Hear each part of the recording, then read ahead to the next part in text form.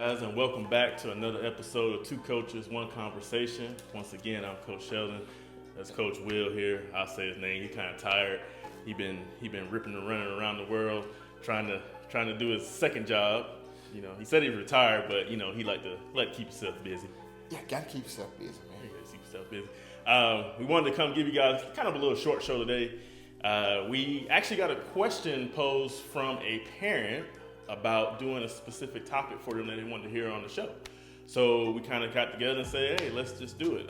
So we give you a little short answer to a question that was posed. And what was posed was coaches keeping players but not telling them and their parents the truth about their playing ability. And this goes to speak about the levels of travel basketball, AAU, on the circuit and who belongs and who doesn't in a certain area. The parent would go on to say, I think a lot of times coaches won't tell a kid or parent the truth that there are actually levels of play, especially in AAU. One point they said coaches have to know what the hell they're actually talking about, and two, they have to have the ability to evaluate a player. And it goes to say that it's actually rare in coaching today, and parents don't know what they don't know. So, Coach, we're going to get into it. Now, we've had a couple shows where we've actually talked about the recruiting process. Mm-hmm. We talked about how to build your program and what you're looking for when you're building a program, when you're doing these travel ball programs. Mm-hmm. So, what is your thought first of getting a question like this from a parent, and what was in your mind when you first heard it?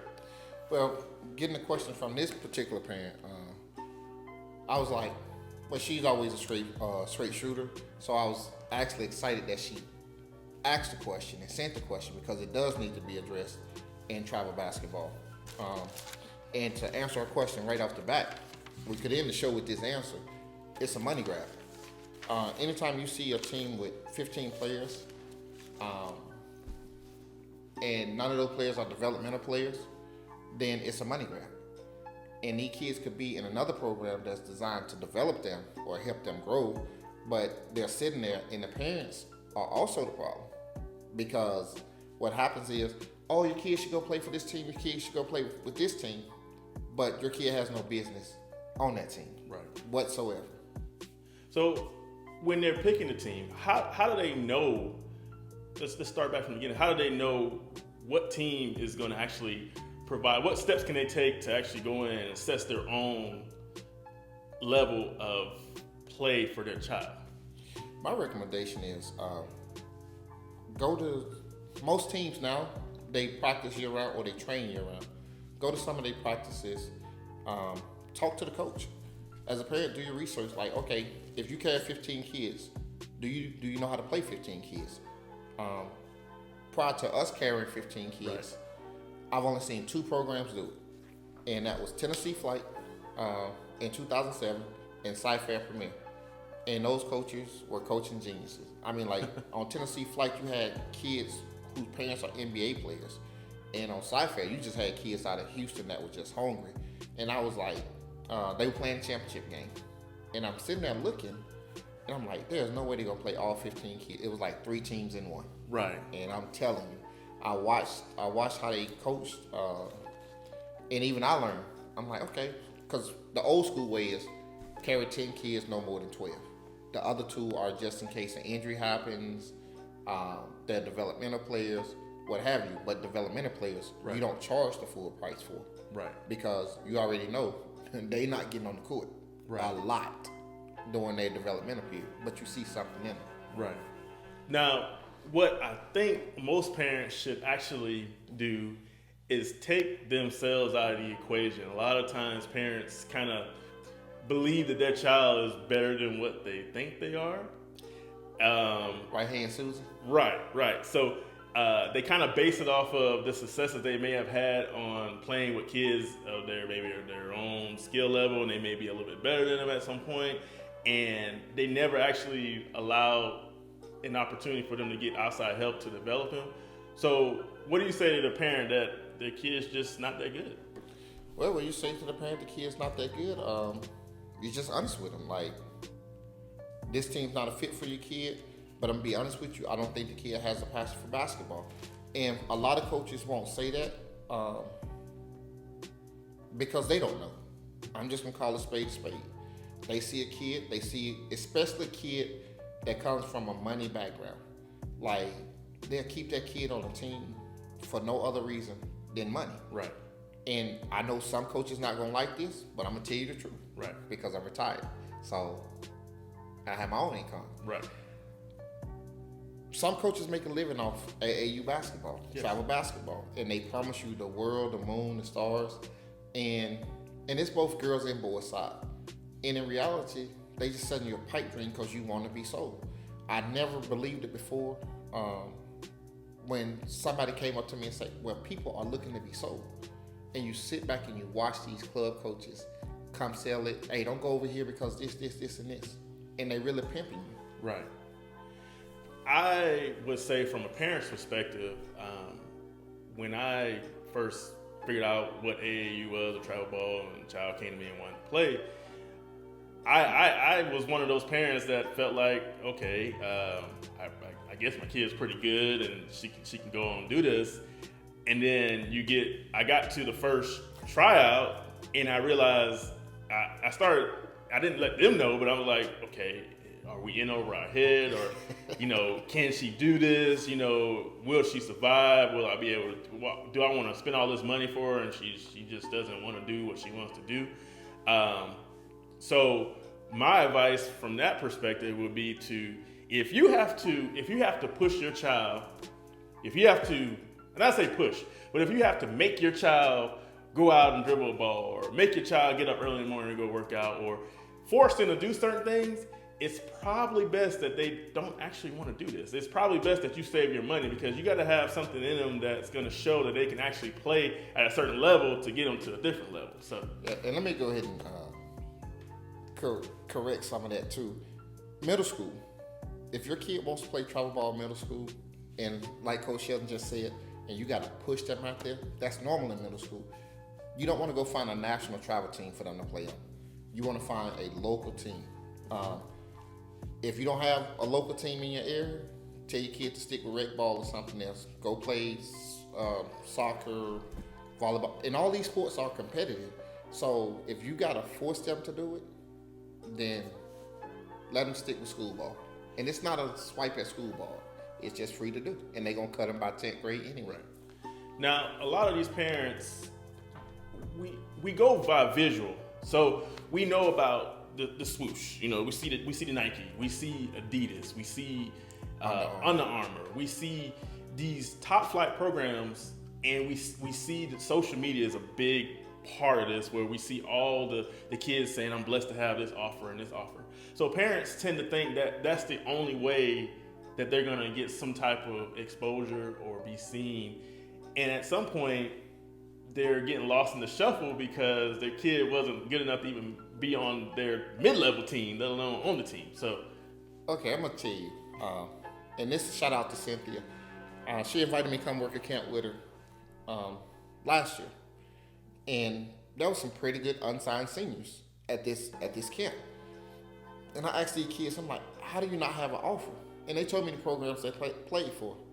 I say, were you on the second team, the top team? They was like, no, I was on their third team. I was like, and you were a senior.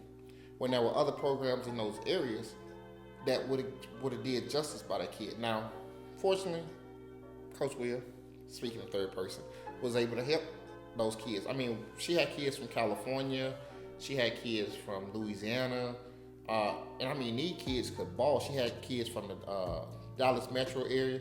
It's really saturated up there. So for them to go play for these top level teams, like you said, and get lost in the mix, it was just baffling to me how parents could pay this amount of money and you're not even playing the same circuit. Right. Like, I talked to one kid, and I mean, like, she balling her ass off right now in college. And the thing was, she was like, there were no college coaches watching them. They were there to watch the top two teams. And they paid the same amount of money as everybody else. And the kid just got lost in the mix. Wow, that's terrible. No, that's horrible. That is horrible. And it goes back to this, and I've said this in a couple of videos before. Just because your son or daughter is on your local high school's varsity team, it does not equate you does not equate you being able to go out and make one of these top teams that travel the country that are fully sponsored. It doesn't equate that because they don't understand what's actually going into these players actually going out and making these teams. And your level of play is not going to be exact on their level of play. So give your take on that notion. Listen, a shoe team kid, and I'm talking about top team shoe kid, not affiliated or hey, we paid you to be considered an Adidas team. No, I'm talking about a top true shoe circuit kid. Those kids are monsters. They eat, sleep, and drink their sport. That's on football, that's on basketball, that's on volleyball. And you have to be honest with yourself. You can go out here and work all day, and you would never be that 6'2", 6'3" point guard. Right. I'm not talking about post player. You'll never be that 6'2", 6'3" stretch forward. It's just not your skill set. There are levels to this. Like, I'm gonna be honest, when we played on the circuit, we playing either the second bracket or the top bracket. But when we played on the shoe circuit, we can't even get into the top bracket. Right. And honestly, we don't have the athletes here yet to get into that top bracket. There was a couple of years where we did have the athletes to get there, and we got there. Right. And we held our own. Right. So it's a different level. And parents, you have to be honest with that. You can't compare your kid to this kid over here. Like, when players come to my team, I tell the parents in a heartbeat, don't say be like her. Don't say be like this. Because each kid has a different role, different skill set, different everything. Not every kid is a D1 player, so please stop going with this D1 or bust mentality. Right. That's where parents get lost in the sauce. Yes. Because these snake oilsmen come to them, well, I got 72 players in D1. Okay. Those were D1 caliber players. Ask how many kids came through your program. Right. Because you can have 72 kids that you got in college. Our number is 78 now. But we've had hundreds of kids come through our program. And not every kid went D1. Not every kid went D2. Some went JUCO, some went NAIA. And some was only playing because their parents wanted them to. Right. Which is, when that question came in about coaches not telling kids the truth or parents the truth, that's where part of that question comes from. So what are some of the signs that a parent can actually see in the beginning before it gets out of control that the child is a body, a cash cow that's pumping up the higher team, that's sponsoring that other team, and they're not getting the same benefits? What kind of signs can they look for in that? Practice. When you go to a team practice, and again, go to several practices, not just one team. When you're looking for a team for your kid, and you see the kids that's always on the court, you see the kids that's always standing on the sideline. Why is that kid standing on the sideline the entire time? Coaches already know this kid has no concept, or they have a concept and they don't have the skill set. So what do? Now, when they invite you out to the practice, okay, I know you don't know any of our plays, this, that, and the other, but I want to see what you got. Right. That's a telltale sign right there. So it's clear and present signs. You just got to want to look instead of being so desperate to make the team. Right. As a parent, you have to be invested as much as you want your child to be invested, because it's a package deal with y'all working on y'all's future together. So it's on that parent to go out and get that research and understand what it is that this team can do for your child and yourself for exposure, and what can you do to help the same process go along. As a parent myself, I was fortunate enough to be able to come to every practice. I set my little corner of the stands, didn't say much, just taking it all in, because in my mind, I paid for a product, and I wanted that product to do its job, and not have any outside influence from me in what it was doing, even though I know it probably wouldn't have worked anyway. But I wanted the process to run, because when a child comes to you and they say they want to do something, you have to let them do it. You can't be the person that's going to stand in the middle of the gap every time and basically infuse yourself in there and not let the process go on. So that's what you have to do. You have to go in and see what it is that it's going to do for you guys, and then find out quick. And then if it's not, then gradually move on to something that's going to work out for you. Right. Now, how can a parent, going back to that, how can they research these shoe company teams? Like, what's the benefits of them being there? How can they go out and research it? Where is information they can get? Who can they talk to get this information? Honestly, you can go to the website, but the honest thing is the parents that's in that organization. Like, it's just like going on a college tour. You have your players that love the program, and you have your players that hate the program. Right. You have your parents that love the program. You have your parents that hate the program. The parents that hate the program, I want you to listen to them read really, really well, and then ask the question: how much playing time does your kid get? Mm-hmm. What is it that you were looking for that you're disappointed? Because the disgruntled parents will help let you know if you're delusional or not. Why hadn't you pulled your kid? And 9 times out of 10, they'll say, I paid my money. Let me tell you something. Money is never worth my kids' happiness. Money is never worth my kids' emotional being. You got to understand, this travel basketball, it's a business for some people. It is their only source of income. Just like trainers, it's their only source of income. So they're going to sell you their product. But it's your job, just like buying a car. Yeah. Some people show up to go buy a car. Salesman like, oh, this is the latest model. Here's all the bells and whistles, and you never start the car. You go sign all the paperwork, drive off the lot, the engine fall out. That's just like travel basketball. Right. Okay, so kind of rounding out everything here, there are shoe teams that actually were approached to be on the shoe circuit because of their notoriety and their longevity and the show of play from their organization. And then you have organizations that actually can kind of pay their way to kind of get into the circuit, which is more beneficial. Okay, I'm gonna go ahead and break this so it can't be broke no more. If I pay you to wear your name, Adidas, Nike, Under Armour, if I pay you, I am an affiliate team. That means I get my tournaments at a discount. That means I get my shoes at a discount. That means I get my uniforms at a discount. I am not the top team. The teams that the shoe companies approach, like the platinum teams, like Adidas Platinum, Nike, EYBL, the actual EYBL team, not their affiliate teams. Right. They're not paying to wear Nike EYBL. They are sponsored. They get X amount of dollars. The directors will tell you they don't get any money. They're lying to you, folks. The IRS keeps track of that, okay?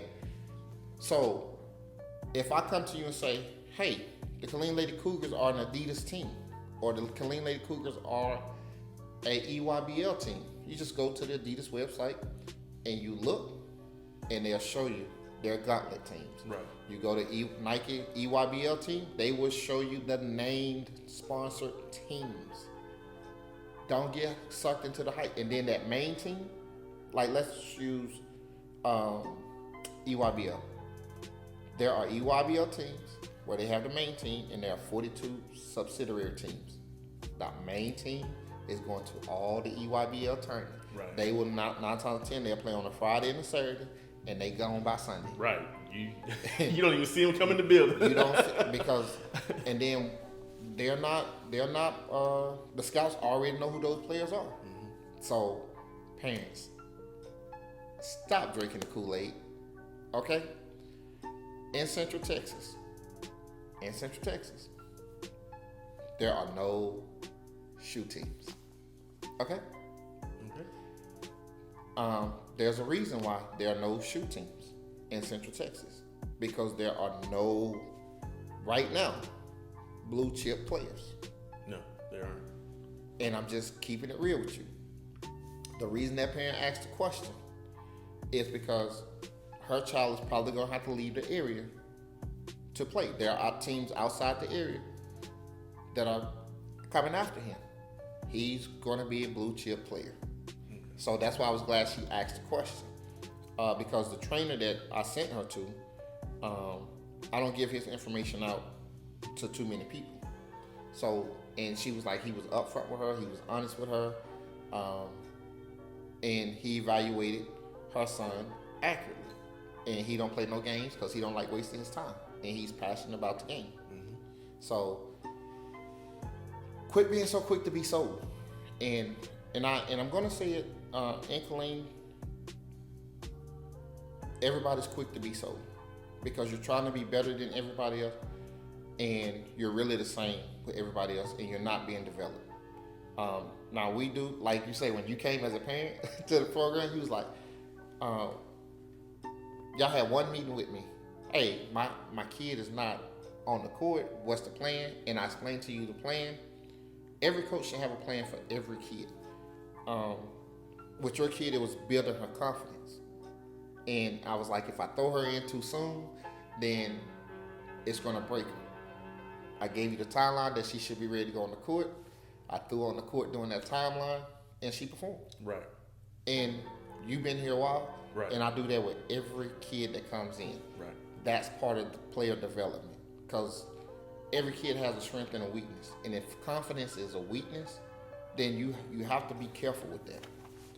And going back to the original parent question about evaluating talent, as a coach, even if you get the number one player in the country, so to speak, and they come play for your program, the one thing that I feel like you cannot be afraid to coach that kid, because nobody's perfect. You should be able to go in with a plan, like Coach says, to be able to attack what it is that they need to get better and improve them while they're here. You don't want them to stay the same. You shouldn't be in awe of that player that's coming out to you, to your program. You should be able to break down their deficiencies and get right into it and build them up, whether they improve their jumper or their IQ or just their overall value as a person in society. Something should be improved when they come to you. So with this being said, when a player, blue chip would say, and there's only been a few in this area that really have stuck out. When they start your program and they've outgrown your program, what do you say to those coaches that are selfish and try to keep them? Or what do you say to those coaches that find a place for them to actually land and improve and go play the better competition? The coaches that try to keep kids that outgrow their program are selfish. I'm just going to be honest with you, they're selfish. You have to network with other coaches, because we've had several players that outgrew our program, and it's like, hey, listen, I would love to keep the kid, but what's around them it's going to slow them down. That was one of the reasons we started the program, because my kid had outgrew where she was, but they kept slowing her down. You can't. Nobody at the end of the day, the only people that's going to remember the AAU coaches are the kids that played in their program. Mm-hmm. There's no record book. So don't be afraid to lose a kid. If a kid is a blue chip player and they have a horrible attitude, get rid of them. Right. You're using that kid to bring other kids to your program. But guess what? I don't want kids in my program. This is why I'm gonna always be honest with you. I don't want kids in my program that's gonna be toxic. I don't want kids in my program, and no coach should. You hear some coaches like, "Oh, I take a risk on that kid." It's not the kid that you're taking a risk on. It's your whole program. Mm-hmm. Now, don't get me wrong. There are some kids that you just need to show a little bit extra love to. Right. But they're going to grow. They have all the talent in the world. They're going to grow. You can see that. Right. That's part of assessing, being able to assess a player. Right. But a lot of coaches are afraid to lose a money kid, or and you witnessed it firsthand. Right. Parents with a lot of money thinking they're going to come run my program. Right. It's like, you can go. Right. And we stick to those guns. And then there are some coaches like, oh, I take it. He don't know what he's doing. He don't know what he's talking about. And 2 years, no more than 2 years later, that program has folded. Right. And lastly, the last thing that they talked about, the rarity of actually coaching these days. And I think what's blindsiding the coaching aspect, one, some people don't know what they're doing. Mm-hmm. Two, people are caught up in wins and losses and not actually what goes in teaching the game. And three, they don't know how to evaluate what they have. A lot of people just want that bag of players that they can just throw out on the court and it all just works well for them. And they don't have to do anything but sit down and coach. Even some of the greatest coaches had to coach players. He had to figure it out. Look at Phil Jackson. He had to figure out not only two dynasties, but another one with big name players and how to manage how to manage all these egos and put them together and how to not just X and O's, but just on and off the court. So talk about why coaching is just taking a dive when it comes to sports nowadays. It's taking a dive because people don't they don't want to invest in their trade. They don't want to invest in what they're teaching. You have a job. And I've heard you say it to the players 1,000 times. I want to be the best at what I do. I can't, if I'm number 2, I need to know what the number 1 guy's doing. Coaches nowadays are just popping up like, I can coach, and you won't invest in your craft. You won't go to coaching clinics. You won't talk to other coaches.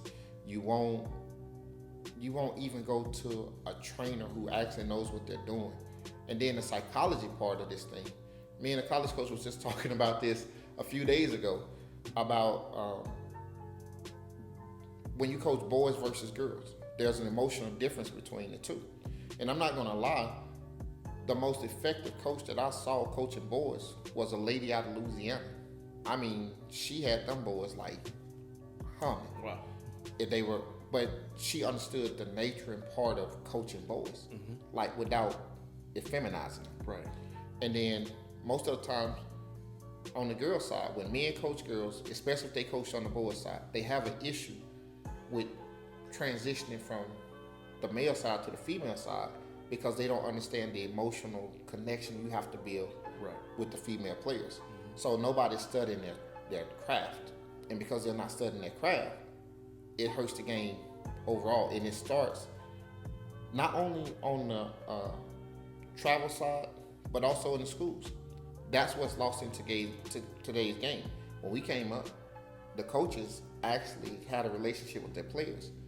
Now that their responsibility, and not a slight swipe at the school, but it falls on the AAU coaches. Because now we spend all summer with these kids. We spend time in the off season with these kids. So they don't want to commit that. Like when they're in middle school and teams are first starting, of course, oh yeah, we got this dream, we're gonna do this, we're gonna do this. But then when it requires something of you at 9 o'clock at night, you just got off work, you're tired, you're dealing with your own family issues, and that parent calls you, Coach, I don't know what's wrong with Johnny, I don't know what's wrong with Susie, they just wigging out. Okay, I'll call them. Right. And they never do. So it requires personal investment as well. Right. Well, I hope this covered what we were asked in a sense. We gave it our own perspective. There's no true right or wrong answer when you're trying to do the right thing by kids and their parents. I hope that everyone that invests time with kids and have a youth program can actually relate to this and actually try to do the right thing, not try to take advantage of people. If you are taking advantage of people out there, then I wish you all the wrong in the world. And I really truly believe that, because I don't think you should take advantage of anyone to gain any type of monetary gain. I do understand this is a business, but there's a way to go about it so that way that your business will flourish and that people will actually get the right avenues whenever you put these things together. So also, one last note, I want to say congratulations to all the people who are committing to play sports next season in college. all the commitments that are coming in. We are seeing it, and congratulations to you. I think the official sign day is May 1st? Oh yeah, May 1st. May 1st. So congratulations to all the parents and players that have made a commitment to play on the next level, whatever sport you're going to be playing. We are in weird times right now, but you guys are going to get to see the fruits of your labor. So congratulations on all that. Once again, make sure that you guys go and like and subscribe to this page. And we thank y'all for spending time with us today. So once again, this is Two Coaches, One Conversation. I'm Coach Sheldon. And I'm Coach Will. And we out. Peace.